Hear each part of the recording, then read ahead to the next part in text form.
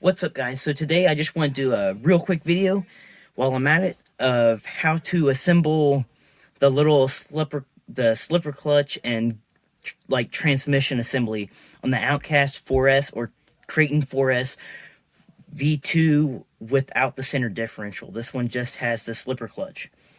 Anyhow, so what happened to mine is I believe I had a bearing disintegrate on me, and that mixed with a ton of dirt ended up getting this entire case literally packed with dirt. I had several spoonfuls. This is the only measurement I can think of to describe how much dust came out of here. It was crazy. Luckily, my motor seems to be okay, and everything else, my gear seemed to be fine. It was just full of dust, and the stuff that came out of it was slightly metallic, or sorry, excuse me, magnetic, and so I believe some of that came from my bearings. But luckily I was able to salvage one of my bearings, which I don't recommend doing, and I just packed it full of grease. But anyhow, let's get to the assembly. So you're going to take your motor, and then you're going to have this plate right here. Again, this is pretty self-explanatory. Pop that on. Then you should have a little screw like this, very short inset screw. It already has remnants of Loctite on it, but we're going to go ahead and put some more on it. The more the merrier. And I only use blue Loctite because I don't want to have to use heat to remove my screws, but it goes right there. This is the only screw that holds the plate on the motor mount. And it is aluminum. You can get it pretty dang snug, but not too snug. Then we're going to go ahead and move on to this bit. Sorry guys, I'm not taking this thing completely apart for you. There are other videos on YouTube for that, but this just wants to be a quick video on how to put this back together. Just so if you guys are doing this and you forget how to do it like I did, this will be a quicker video than they show on other YouTube channels, and you have to find the part in the video that shows this. But anyhow, what you're going to do is I'm going to go ahead and put this bearing in here. Just like that. That's my old bearing that I packed full of grease.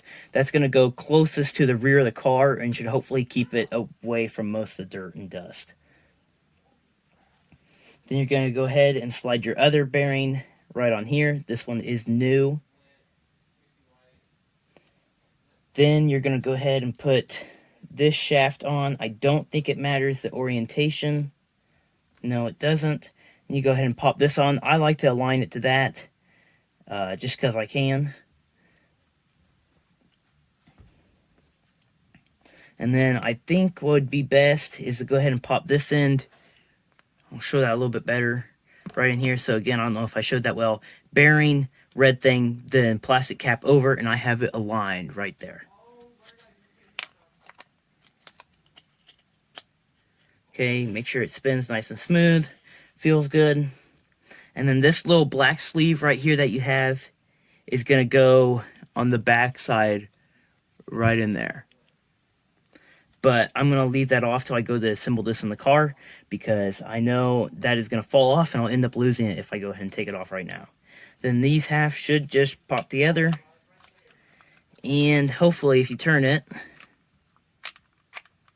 yep, feels good, nice and smooth. Other than the motor, but seems fine. There is some movement up and down, but that should be solved once you have this in place. That acts like a spacer to prevent that. One thing I'm going to do is I'm probably going to end up putting grease all around this surface and even on the bottom of the car where this slides in. Mainly to try and keep dust out of here and keep this from happening again.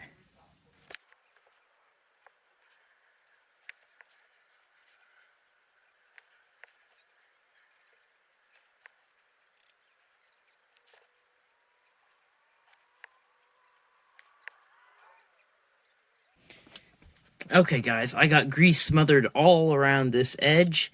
Now I'm going to pop it together. I'm probably going to wipe away the majority of the excess grease on the outside just so it kind of keeps it clean. And hopefully this thing does, hopefully the grease does its job. Oops, sorry guys, hit ya. But there we go. Now again, time for more Loctite. Now you're going to go back and you should have 3 screws. They're all the same length, and they're all going in the metal, I believe. So you're going to want to go ahead and put Loctite on those. And you don't need to put Loctite on the entire screw, just at the end, because it's only the end that's going into metal.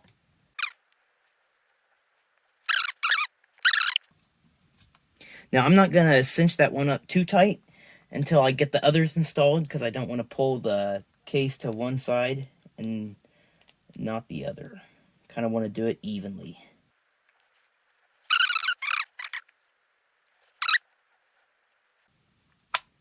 There we go. Finally popped through that plastic. Probably lost a lot of Loctite on that, but oh well. Hopefully it does something. Okay, now I'm going to go ahead and snug this last one that I put in down fairly well. Then I'll go over to the other side, snug that one down, and we'll go back over here. Try and hold it so you guys can kind of see what I'm doing, and snug the final one down. Okay, now that they're all pretty snug, I'll stand up here, make sure you guys can see, but you can see we got a line of grease coming out. That's good. And actually, it looks like I did that pretty well, so there's not too terribly much coming out. And I'll probably just take a small paper towel and wipe that off. Or kind of dab it off, to be honest. I don't want to completely get rid of all of it, but it's not going to be the end of the world if you do anyhow. And I don't know for sure if this is going to help 100%, because I know the majority of stuff, or the majority of the grease, comes in at this bottom hole down there. Okay, so now that that's installed, I think we can go ahead. I'll get my car up here and we can put it in. And the only screw that you should have left should be the final one that goes in the little plastic block that keeps the motor from backing out. You'll see that at the end. Okay, so I got the car up here. This is a fairly clean surface, not too dusty, although I probably should go over that one more time. Now that that's all cleaned up,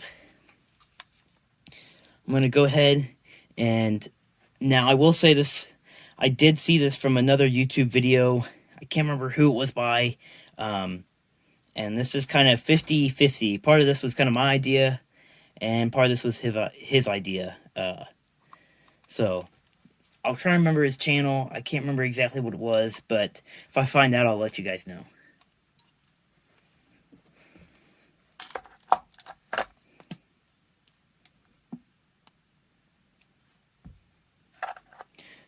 And I always keep just real quick, I always keep a tube of grease in my toolbox. And then I have this flathead screwdriver that I usually like to apply the grease with, because it prevents my hands from getting greasy. I don't mind my hands getting greasy, but when I'm working on my RC cars and I'm not outside, I don't like to get greasy.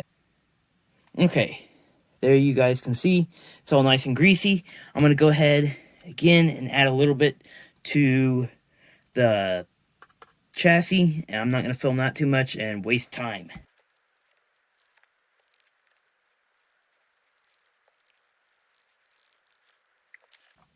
Okay guys, so as you can see, I just kind of put it around that area. I'll take you guys off real quick here. You can see I just put it there, and I kind of went off the wear marks of, you can see where the chassis is, and again, tried to avoid where the spur gear is. And before you put this in the car, do not forget that black ring. I don't think it's directional. It just pops on the end, just like that. And then you are ready to put this back. And this is kind of a pain, especially if your car's wore in. It becomes, the tolerance is a lot tighter, and it is a pain.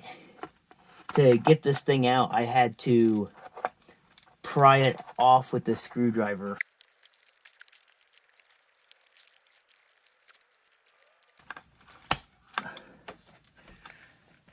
Okay, got it in. Now I just gotta hook up the motor wires, and there is some excess grease right up there. I'll probably clean off, or I may not, it depends, but the block is part of the battery strap on this car, and I will say the grease will also help you get this off easier because, again, like I said earlier, this was a huge pain to get off, and I had to use a screwdriver to pry this off. It was a huge pain.